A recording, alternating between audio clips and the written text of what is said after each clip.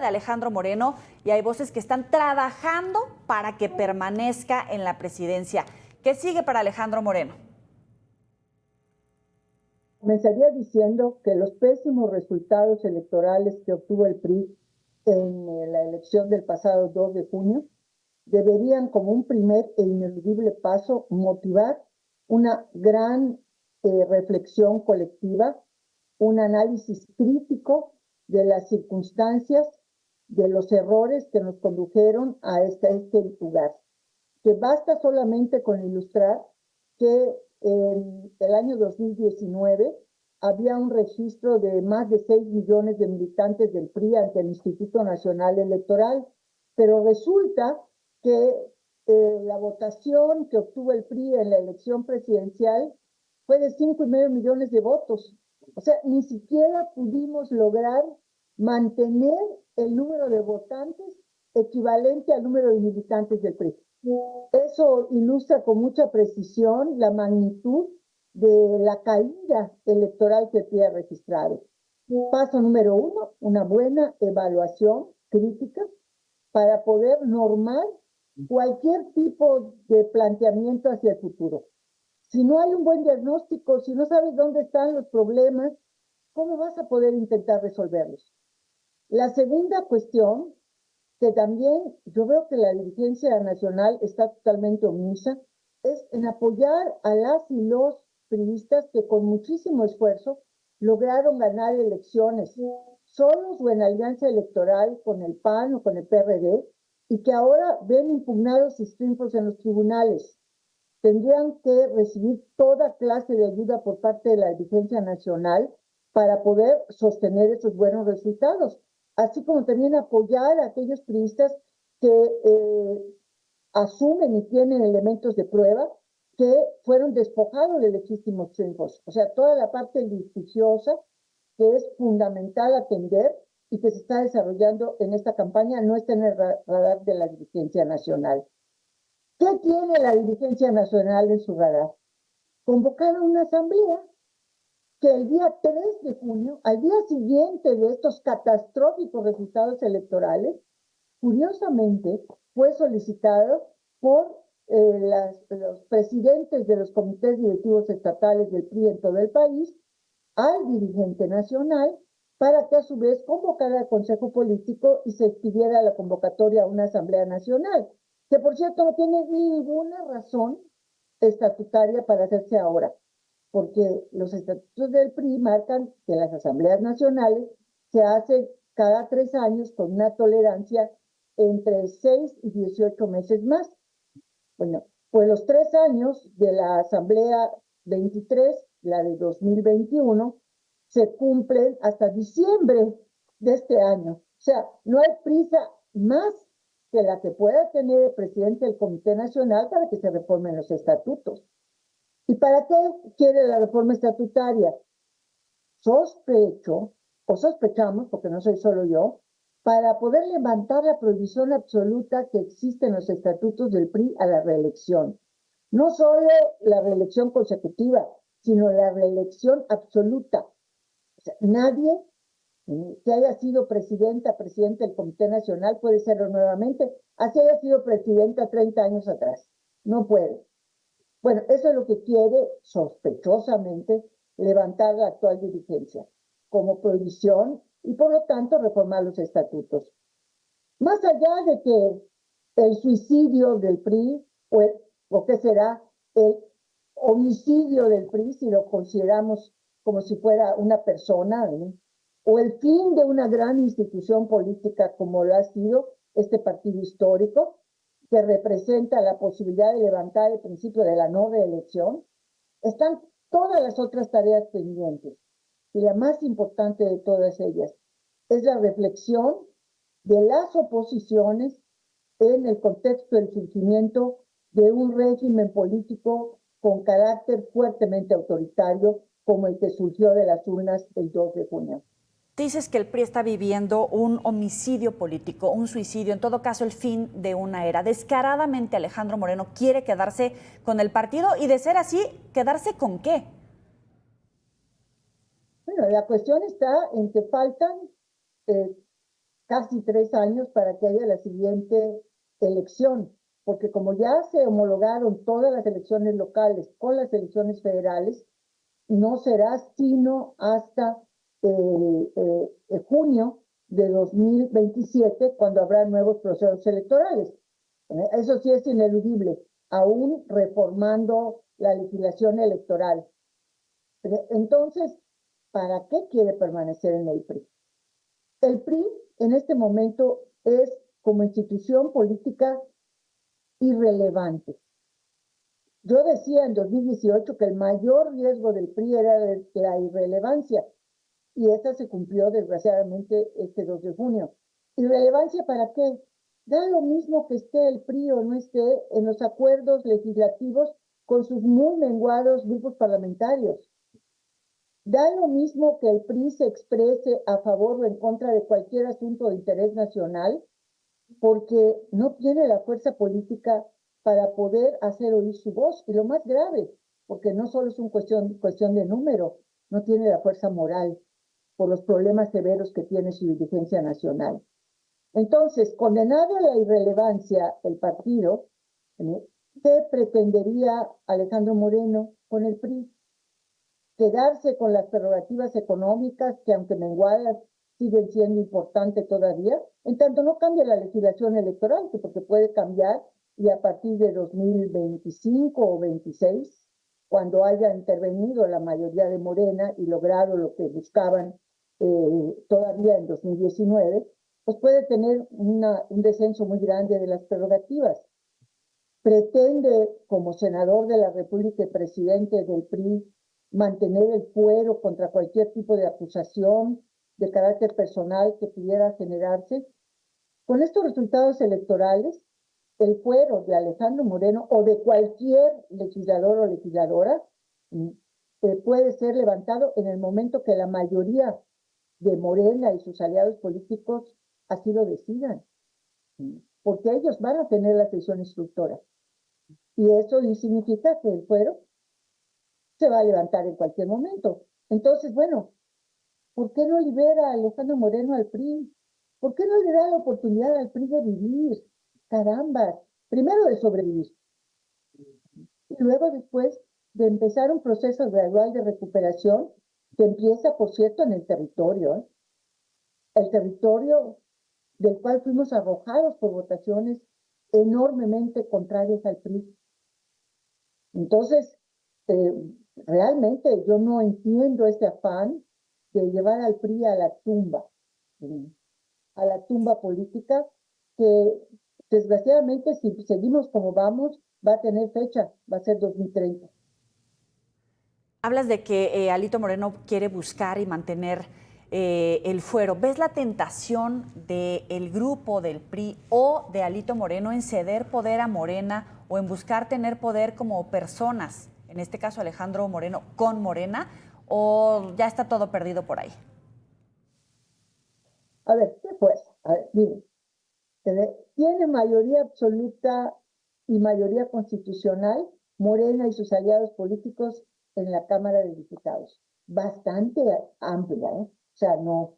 En el Senado dicen si se conservan las asignaciones que preliminarmente se han realizado, que todavía falta el litigio que yo lo considero muy importante, que es el litigio en contra de la sobrerepresentación. Bueno, si se conservan esos números, en el Senado solamente van a faltar 2 votos. Esto es si van los 128 senadores. Si van menos, el porcentaje para la mayoría constitucional se reduce. Bueno, son 2 senadores, no son grupos parlamentarios. O sea, hasta ahora, en la legislatura que está por terminar, las negociaciones se hacen a nivel de grupos parlamentarios. Los votos, por ejemplo, del PRI, los votos del Movimiento Ciudadano, los del PAN, se vuelven indispensables para hacer una mayoría constitucional. Bueno, eso ya no existe, terminó. Negociará Morena con 2 senadores de cualquier grupo parlamentario, pero con nombre y apellido, no del grupo parlamentario. No va a negociar con el coordinador del grupo parlamentario, sino con las personas para que voten a favor los asuntos que sean de interés de ellos, para alcanzar la mayoría constitucional, estando 128 senadores y senadoras presentes. Entonces, ¿qué quiere Alejandro Moreno? Ni fuero, ni capacidad de negociar o intercambiar votos del PRI por favores. ¿Por qué no libera al PRI? ¿Por qué no nos da oportunidad de vivir? Ahora, el expresidente Felipe Calderón advierte que puede ser el fin de la República de cara a este debate, a la reforma del Poder Judicial. ¿Tú coincides con esa visión?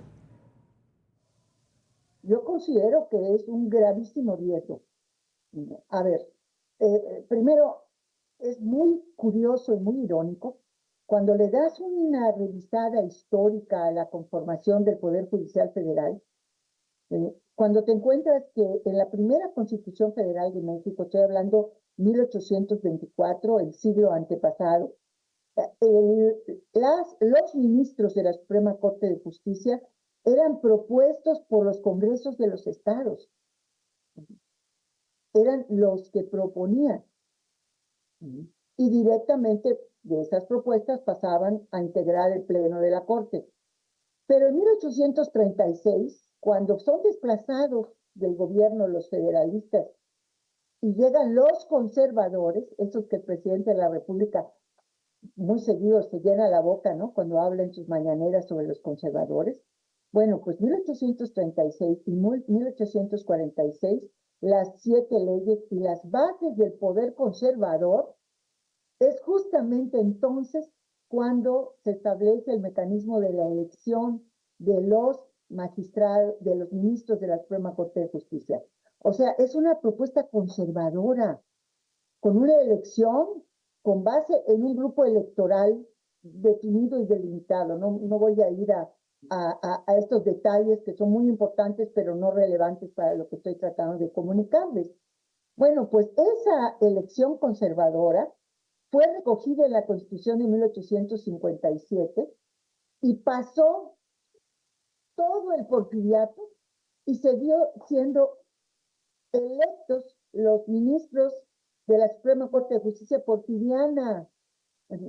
Igual, pero en 1917, cuando volvió el poder popular al constituyente de Querétaro, los constituyentes, por cierto, la discusión del artículo 96 constitucional en el constituyente es interesantísimo, decidieron devolver esta elección, devolverla hasta como estaba en la Constitución de 1824, que propusieran los estados. ¿Dónde cambia? En 1928 con Álvaro Obregón, porque con Obregón, así como la Constitución se reformó para permitir su reelección, también se reformó el artículo 96 para que fuese el presidente de la República el que hiciese la propuesta de los ministros de la Suprema Corte de Justicia y el Senado de la República el que los aprobara. Situación que está con distintas modalidades presentes hasta el día de hoy. Pero también déjame mencionar otra cosa, si tenemos tiempo. Sí, sí. La reforma al Poder Judicial Federal desde 1928 a la fecha ha representado la disminución del número de ministros integrantes del Pleno de la Suprema Corte de Justicia. Recordemos que en 1994 el Pleno de la Suprema Corte de Justicia estaba integrado por 26 ministros y ministras, 21 que eran propietarios y 5 que eran denominados supernumerarios en causa de la ausencia de cada uno de ellos. Entonces hay una reducción de 26 a 11, que son los que actualmente están en funciones. Entonces, que la Suprema Corte de Justicia no ha permanecido inamovible, nos lo dicen la reforma de 1934-35 con Lázaro Cárdenas, que si bien no redujo el número de ministros, fue suficiente para que saliese un buen número que eran afines al régimen de, bueno, al maximato, ¿no? A Plutarco Elías Calles. Hay un número de ministros muy importantes que se van de la corte. Y luego después hay reformas de 1950 a 1955 que no afectan este mecanismo para que proponga el presidente y apruebe el Senado hasta la del 94, 95. Entonces, digamos que estos números de la Suprema Corte de Justicia nos hablan de que la gran lucha por la democracia en México ha sido también para reforzar la autonomía y la independencia del Poder Judicial Federal, que es lo que se encuentra en este momento amenazado. Entonces, parcialmente, creo que está en lo correcto el presidente al señalar, Felipe Calderón, al señalar que está amenazada la democracia en el país, porque juntito con la reforma al Poder Judicial Federal vino la consolidación de la ciudadanización del Instituto Federal Electoral, el régimen de partidos políticos en condiciones de equidad para participar en las contiendas, el financiamiento público, o sea, el proceso de democratización del país tuvo en este importantísimo cambio de 1994-95, bueno, su primera expresión clara y contundente. Ahora, el presidente López Obrador evalúa el día de hoy como misión cumplida a su gobierno a 3 meses de concluir. ¿Cómo pasará la historia? Pues va a depender mucho de que verdaderamente sea misión cumplida y asuma, como lo han asumido sus antecesores, prácticamente desde que a Plutarco Elías Calles, el general Cárdenas lo mandó en un avión en pijama a Estados Unidos, al exilio, que cuando concluye una administración, el expresidente de la República concluye absolutamente con su responsabilidad, no solo administrativa, sino también política. Y en este caso, el presidente López Obrador va a tener que hacer un esfuerzo gigantesco para el silencio. Gracias a las mañaneras podemos considerar que ha hablado lo suficiente, no para un sexenio, para el resto de su siglo. Entonces, creo que va a apreciar mucho el silencio y nosotros más. Y de refilón también la próxima presidenta. Nos quedamos con eso, Dulce María Sauri. Muchísimas gracias, expresidenta, por estar con estos minutos para el auditorio de Mega Noticias. Buenas noches. Mucho gusto, ¿eh? Muchas gracias y nos vemos.